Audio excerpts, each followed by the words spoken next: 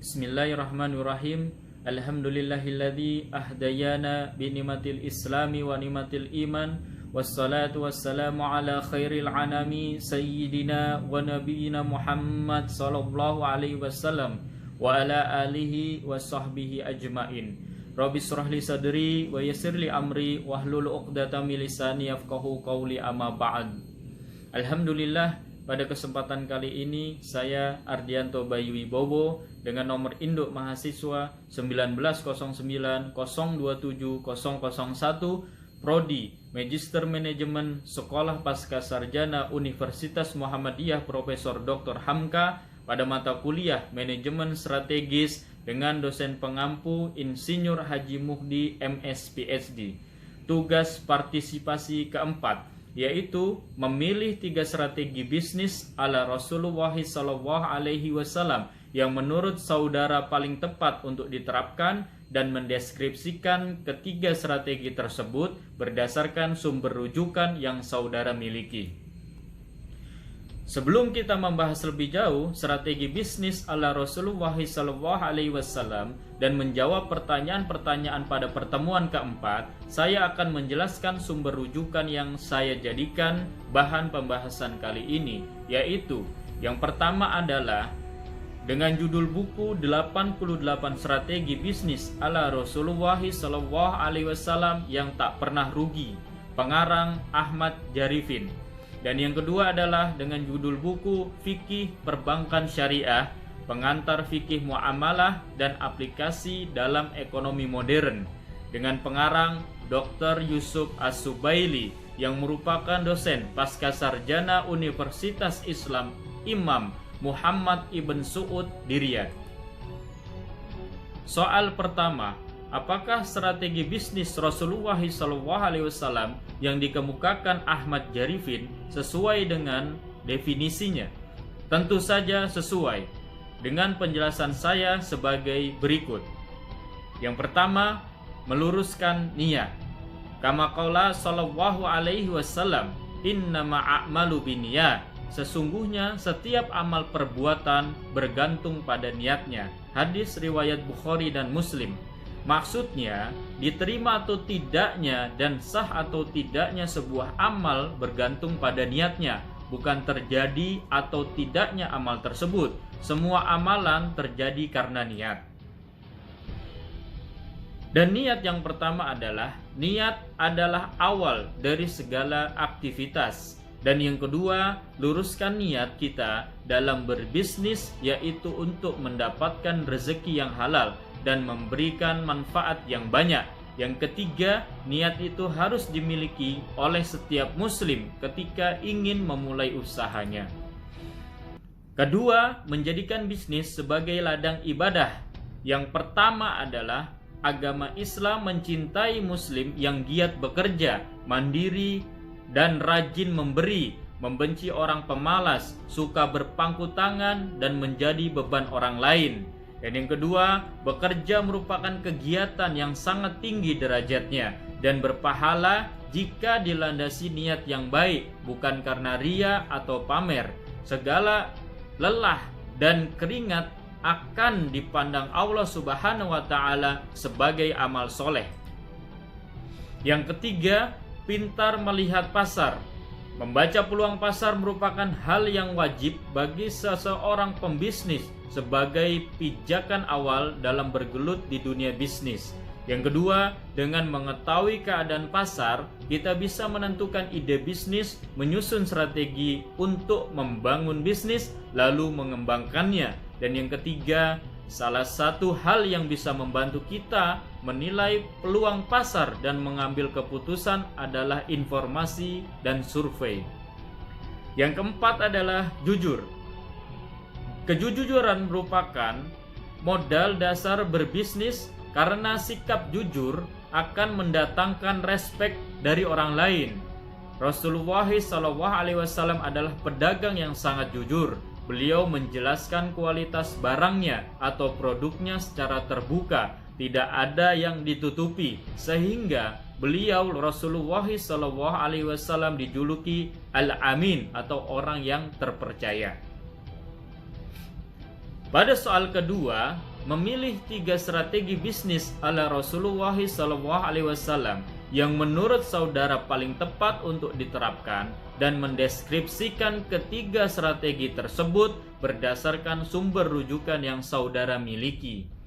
Kita perlu pahami definisi bisnis dan jual beli menurut beberapa ahli sebagai berikut. Menurut Ahmad Jarifin, bisnis merupakan suatu kegiatan yang dilakukan oleh perorangan maupun organisasi yang melibatkan aktivitas produksi, penjualan, pembelian, maupun pertukaran barang atau jasa dengan tujuan untuk mendapatkan keuntungan atau laba. Tentunya, dalam bisnis terjadi aktivitas jual beli dengan adanya hubungan kedua belah pihak antara penjual dan pembeli saling membutuhkan untuk menerima dan memberikan barang atau jasa.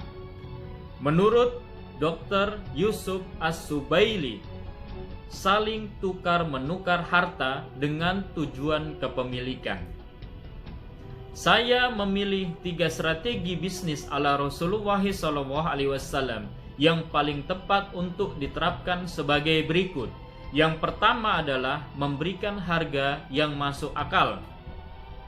Ditinjau dari cara menetapkan harga atau ba'i dalam bahasa Arab atau jual beli dibagi menjadi ba'i musawwamah atau jual beli dengan cara tawar menawar, yaitu jual beli di mana pihak penjual tidak menyebutkan harga pokok barang akan tetapi menetapkan harga tertentu dan membuka peluang untuk ditawar. Itu berbentuk asal daripada ba'i. Dan kemudian ba'i amanah, yaitu jual beli di mana pihak penjual menyebutkan harga pokok barang lalu menyebutkan harga jual barang tersebut. Ba'i jenis ini terbagi lagi menjadi 3, yaitu ba'i murabbahah, yaitu pihak penjual menyebutkan harga pokok barang dan laba. Misalnya, pihak penjual mengatakan, barang ini saya beli dengan harga Rp10.000 dan saya jual dengan harga Rp11.000, atau saya jual dengan laba 10% daripada modal saya. Kemudian ba'i wadiyah, yaitu pihak penjual menyebutkan harga pokok barang dan menjual barang tersebut di bawah harga pokok. Misalnya, penjual mengatakan, barang ini saya beli dengan harga Rp10.000 dan akan saya jual dengan harga Rp9.000, atau saya potong 10% dari harga pokoknya. Dan selanjutnya adalah ba'i tauliyah, yaitu penjual menyebutkan harga pokok dan menjual barangnya dengan harga tersebut. Misalnya, penjual berkata, barang ini saya beli dengan harga Rp10.000 dan saya jual dengan harga pokok yang sama. Dan pilihan yang kedua adalah suka sama suka. Suatu ba'i atau jual beli tidak sah bila tidak terpenuhi dalam suatu akad. Salah satunya adalah suka sama suka atau saling rela, dengan penjelasan saya sebagai berikut. Saling rela antara kedua belah pihak. Kerelaan antara kedua belah pihak untuk melakukan transaksi syarat mutlak keabsahan berdasarkan firman Allah Subhanahu wa taala.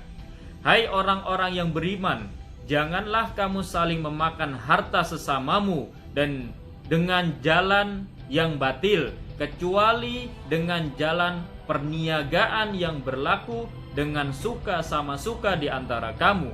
Surat An-Nisa ayat ke-29. Sabda Nabi SAW, innama bai'u anturad, yaitu bai' atau jual beli haruslah atas dasar kerelaan atau suka sama suka. Hadis riwayat Ibnu Majah. Jika seseorang dipaksa menjual barang miliknya dengan cara yang tidak dibenarkan hukum, maka penjualan yang dia lakukan batal dan tidak terjadi peralihan kepemilikan. Demikian pula halnya bila seseorang dipaksa untuk membeli.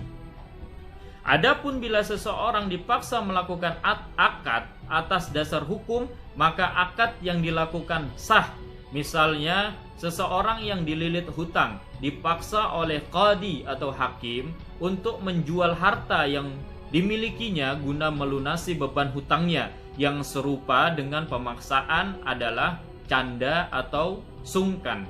Misalnya, seseorang menjual atau membeli barang dikarenakan sungkan atau bergurau, maka akad yang dilakukan tidak sah karena ketiadaan unsur suka sama suka.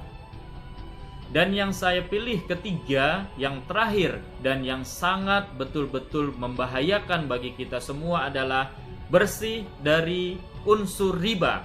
Hal tersebut membahayakan untuk kita jika hal riba ada dalam proses bisnis yang kita laksanakan.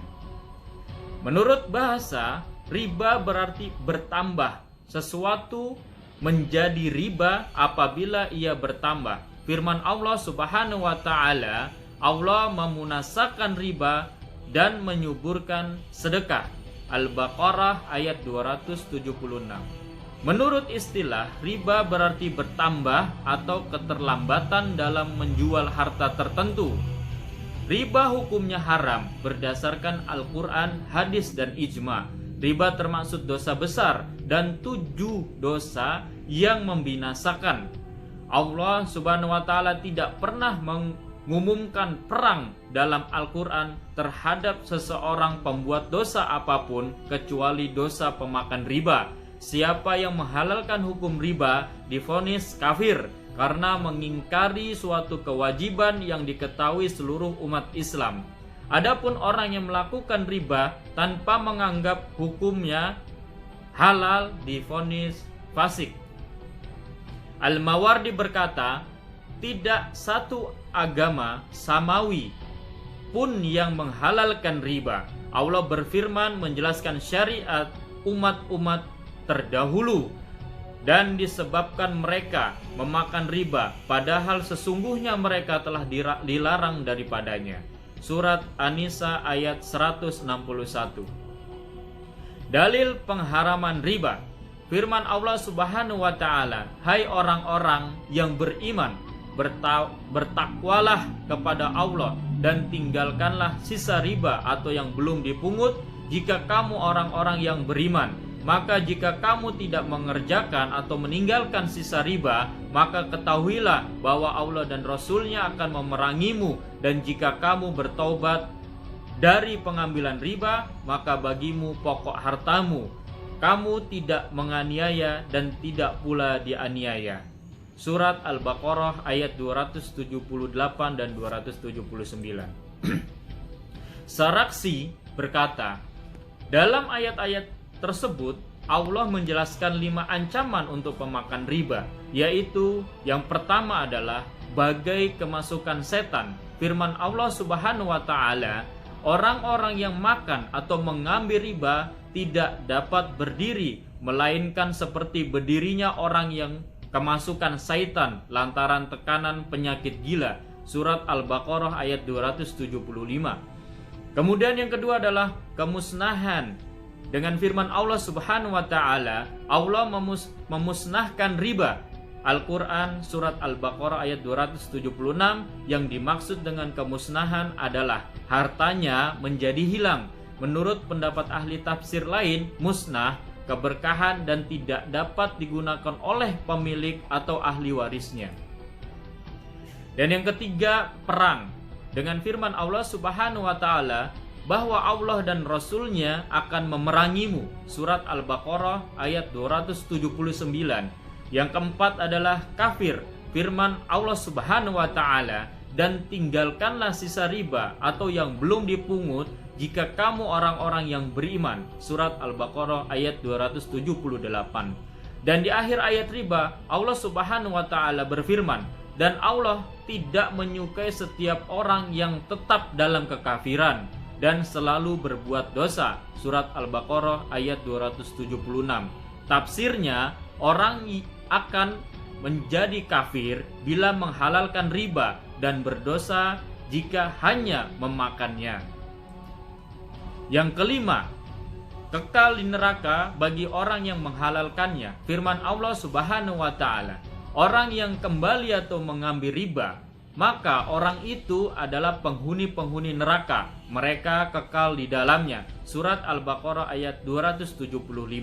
Yang keenam adalah diriwayatkan dari Abu Hurairah radhiyallahu anhu, Nabi SAW bersabda, jauhilah 7 hal yang membinasakan. Para sahabat berkata, wahai Rasulullah, apakah itu? Beliau bersabda, syirik kepada Allah, sihir, membunuh jiwa yang diharamkan Allah tanpa hak, memakan harta riba, memakan harta anak yatim, lari dari pertempuran, dan menuduh wanita beriman yang lalai berzina. Muttafaqun alaih.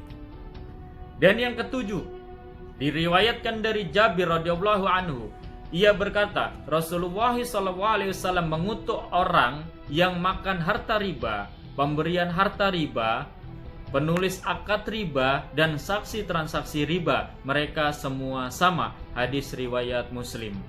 Alhamdulillah wa syukurillah, sudah terakhir pada penjelasan pada pertemuan yang keempat ini. Saya ucapkan syukran jazilan ala husni ihtimamikum. Billahi taufiq wal hidayah. Barakallahu fikum. Jazakallahu khairan katsiran. Wassalamualaikum warahmatullahi wabarakatuh.